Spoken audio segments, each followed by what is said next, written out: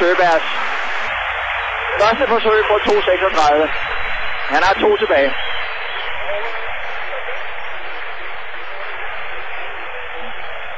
Og så står vi klar til en af aftens store discipliner. 3.000 meter forhindringsløb. Og hvis de ikke har fået kenianeren op, ja, så får de det her. Der er 7 med. Og Kenya har 7 blandt verdens 8 bedste i år. Så det er jo helt naturligt.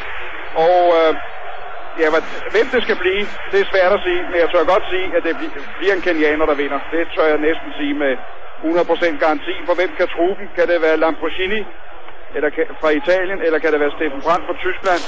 Eller Tom Handlon fra Storbritannien? Eller muligvis Brahmi fra Algeriet? Jo, der er mange spørgsmålstegn.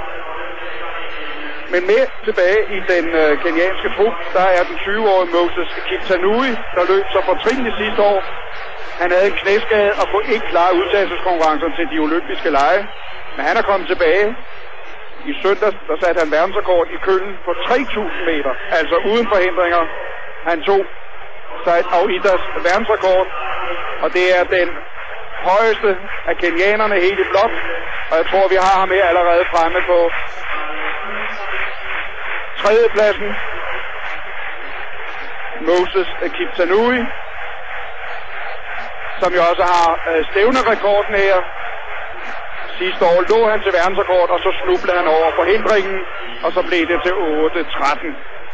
Men der er Harpo, Jos Mars fra Belgien, har lagt sig i spidsen og fået besked på, at han skal løbe den første kilometer på 2 minutter og 41 sekunder. Det er næsten 5 sekunder hurtigere, end da Peter Korik fra Kenya satte sin verdensrekord for 3 år siden i Stockholm. Så der er virkelig lagt op. Nu vil man have en rekord, og der er 7 kenianer, der er med til det. Det er Bakutmo, det er Birir, det er Kariuki, den olympiske mester fra 1988, det er Peter Korik, det er Mutvold, og det er Patrick Sang, og så altså Moses Kiptanui.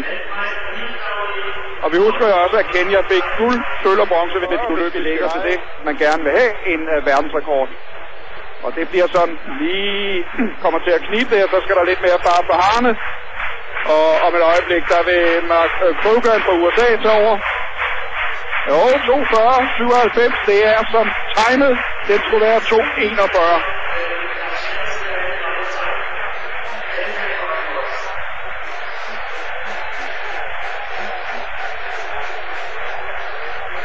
Og vi har stadigvæk Kiptanui med fremme, og nu også er William Mutvold gået op. Bronzevinderen fra de olympiske lege ligger her på 4. pladsen. Men det er interessant at se, hvordan europæerne pænt pakker sig sammen nede bagved. Vi har også Van Dijk fra Belgien med. Så de skal altså ikke op og nyde noget i det tempo her, og der er virkelig fart på nu. Da der blev sat verdensrekord i Stockholm, der gik de første 1.500 meter på 4.065, og de sidste 1.500 meter på 3.59. Var altså 7 sekunder hurtigere de sidste 15 end de første 15.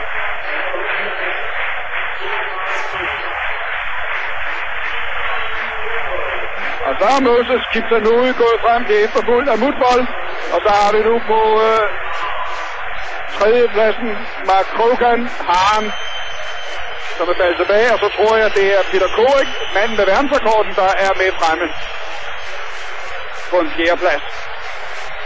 Men Moses Kiptanui, som altså havde en knæskade, og blev opereret for en knæskade før udtagelseskonkurrencerne i Nairobi med henblik på de olympiske lege, er tilbage i fineste form. Er på verdensranglisten som nummer 5, og altså derfor også kun nummer 5 i Kenya. Det er lidt grotesk, men han har jo altså mulighed for at gøre det godt her, hvor den anden kilometer skal noteres til 5 minutter og 22 sekunder. Og nu trækker han fra. Hele feltet er spredt. 4 kenianere fremme. Og det er altså Mutvold her på 2. pladsen.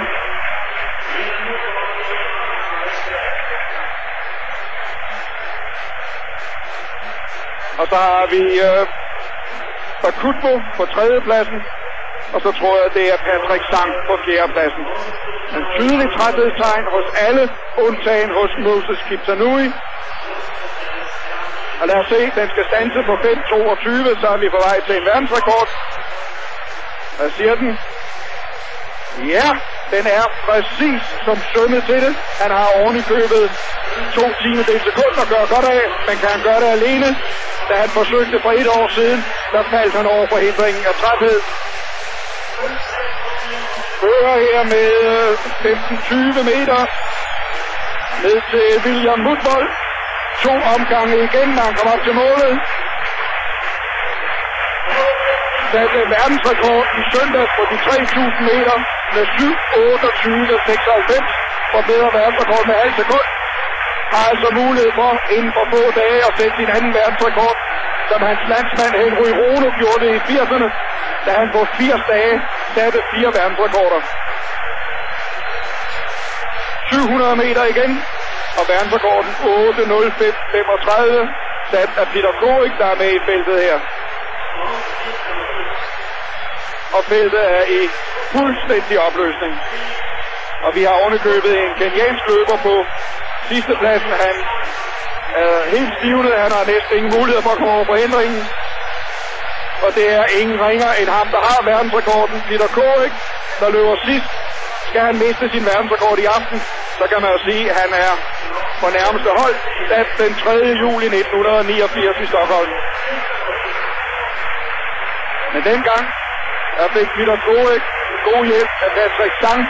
Her må Moses Kiptanui løbe alene, og han har 1 omgang igen. Så skal han løbe sidste omgang på 65 sekunder, hvis han skal sætte verdensrekord. Der er herlig fart på ham. Og vi har nede på andenpladsen Bakutbo fra Kenya, og vi har på tredjepladsen William Mutvold. Men det er kun en, det drejer sig om. Det er Moses Kiptanui. Kan han sætte den 17. verdensrekord i vægtklasse, så skal det være nu. 65 sekunder for sidste omgang. Han har 30 sekunder tilbage. Det kommer til at knibe. Han skal igennem vandgraven her for sidste gang.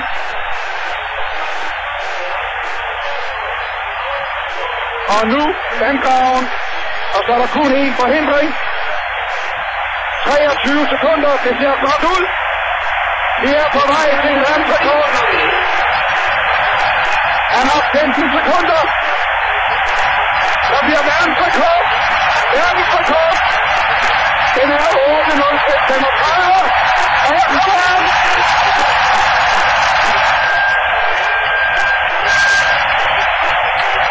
Og forbedrer med mere end 3 sekunder. Kiptanui har sat sin anden verdensrekord inden for 72 timer. Manden, der ikke kom med til de olympiske lege, fordi han havde en knæskade, at det kun nummer 4 ved udtagelseskonkurrencerne, har sat verdensrekord 20 år. Og dermed den 17. verdensrekord i vægtklasse. Og så er alle glade. Og hvad får han så for det? Han får $15.000, og så får han en guldbar til værdi af 75.000 danske kroner. Det er en fin timeløn. Moses Kiptanui sprang på 5. pladsen op på alle tiders 1. plads. Og ham er 2 verdensrekorden fra. Han kommer i mål nu. Ja, ikke engang. Nu kommer Peter Korik. Sådan er det i Kenya. Når den ene ikke kan mere, så tager den anden over. 1, 2 og 3 ved de olympiske lege, og nu en forbedring af den 3 år gamle verdensrekord. Kommer Kiptanui, der selv siger, at jeg er som ikke nogen god tekniker, men jeg mener, jeg kan løbe under de 8 minutter. Han tog skridtet i aften. 8 minutter, 2 sekunder, 800 del. En forbedring på 3/3 sekund. Og det er noget, der passer folk. 25.000 har betalt mange schweizerfranc for at komme ind og se topatletik, og her kulminerede det med denne fremragende 3.000 meter forhindring. Han løb den alene, men der var fine harer på, det skal siges. Just Mars løb på sine 2:41 ved første kilometer.